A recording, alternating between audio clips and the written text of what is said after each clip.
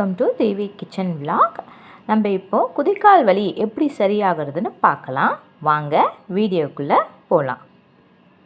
இந்த சக்கரவள்ளி கிழங்கு வச்சு தான் கால் வலியை சரி பண்ண போகிறோம். ஃபஸ்ட்டு இந்த சக்கரவள்ளி கிழங்கு எடுத்து தண்ணியில் வேக வச்சுக்கோங்க. வேக வைத்து எடுத்துக்கோங்க. பாருங்கள், கட் பண்ணி போட்டிருக்கேன். இதை நான் இப்போ குக்கரில் தான் வைக்க போகிறேன். பாத்திரத்துலேயே வேக வைக்கலாம். நான் இப்போ குக்கரில் வேக வைக்க போகிறேன். இது மாதிரி தான் வேக வச்சு எடுக்கணும். பாருங்கள், இது மாதிரி தோல் எடுத்துட்டு நல்லா மசிச்சு விட்டுக்கோங்க. மேஷ் பண்ணி விட்டுக்கோங்க. இப்படி மசிச்சுட்டு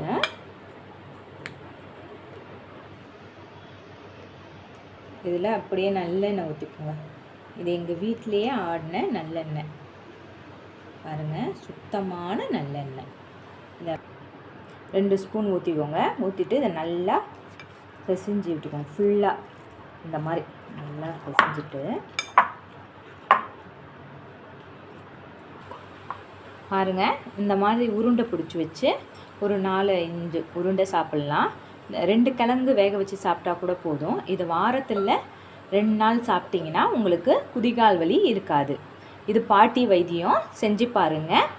இந்த வீடியோ பிடிச்சிருந்தா, இந்த ரெசிபி பிடிச்சிருந்தா லைக் பண்ணுங்கள், ஷேர் பண்ணுங்கள், சப்ஸ்கிரைப் பண்ணுங்கள். தேங்க்யூ ஃபார் வாட்சிங்.